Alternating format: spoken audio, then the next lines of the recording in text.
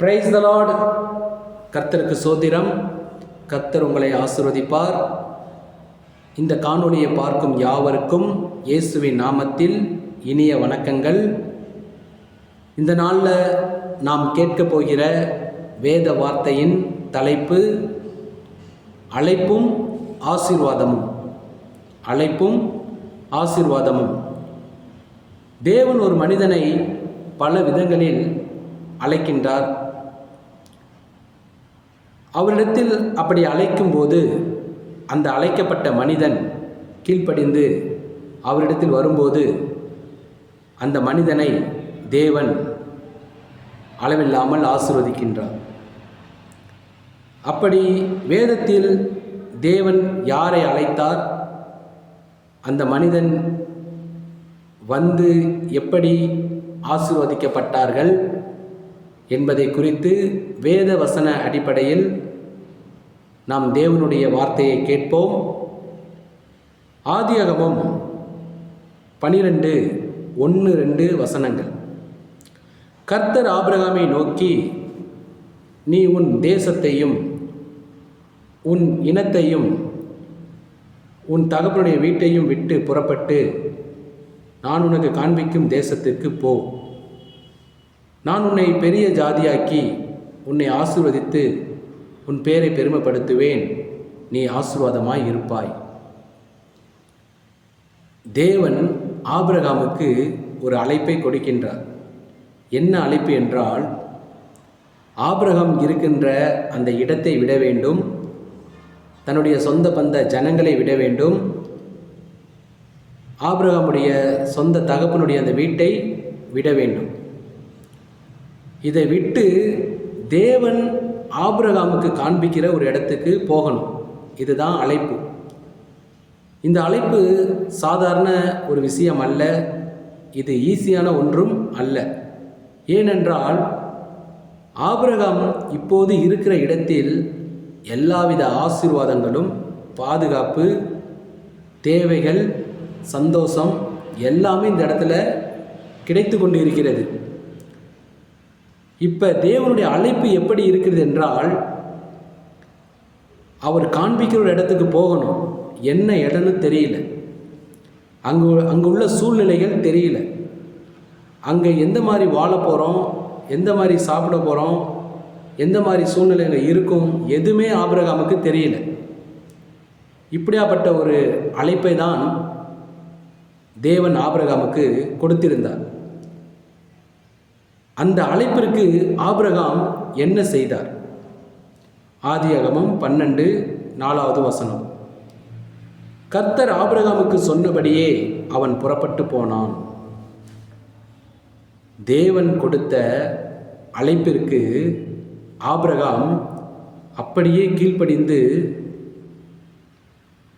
அந்த காரியத்தை செய்தார் என்று வேத வசனத்தில் வாசிக்கிறோம். அப்போ தேவன் ஆபிரகாமுக்கு கொடுத்த அழைப்பின்படி ஆபிரகாம் அப்படியே புறப்பட்டு சென்றிருக்கிறார். இது சாதாரண ஈஸியான ஒரு விஷயம் அல்ல.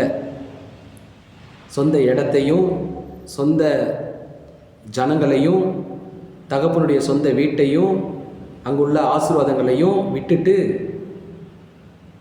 தேவன் காண்பிக்க போகிற ஒரு இடத்துக்கு போகிறது ஒரு சவாலான காரியம்.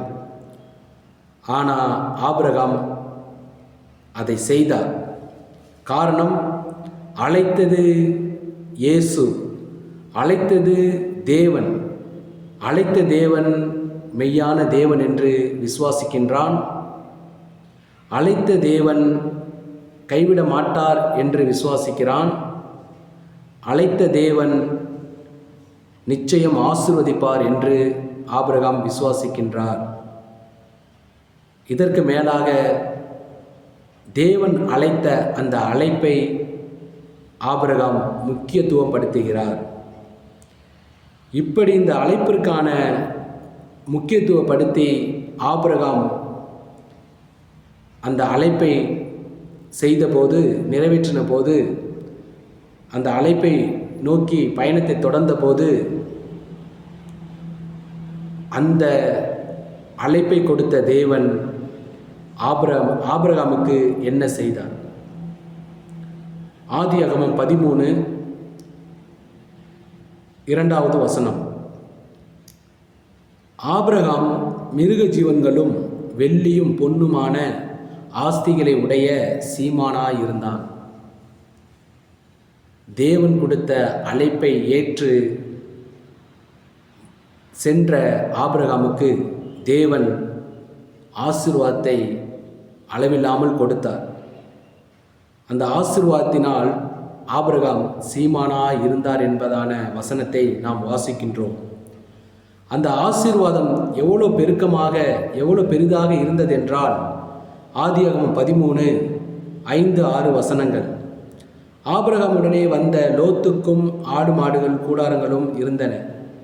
அவர்கள் ஒருமித்து குடியிருக்க அந்த பூமி அவர்களை தாங்கக்கூடாது இருந்தது. ஆபிரகாமுக்கு கொடுக்கப்பட்ட அந்த ஆஸ்தியின் அந்த செல்வாக்கின் ஆசீர்வாதங்கள் பூமியால் தாங்க முடியல அப்படி என்பதான வேத வசனத்தை வாசிக்கிறோம். அப்படியாப்பட்ட ஒரு செல்வாக்கான ஒரு ஆசீர்வாதத்தை, அளவில்லாத ஒரு ஆசீர்வாதத்தை தேவன் ஆபிரகாமுக்கு கொடுத்தார்.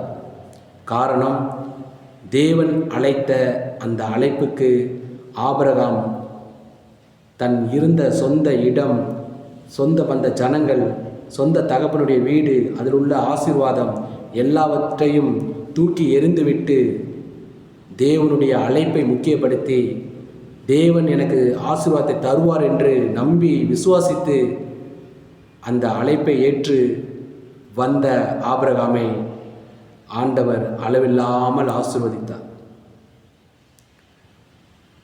அருமையான சகோதர சகோதரிகளே, இந்த வார்த்தையை கேட்கின்ற அன்பான சகோதர சகோதரிகளே, உங்கள் வாழ்க்கையில் இயேசு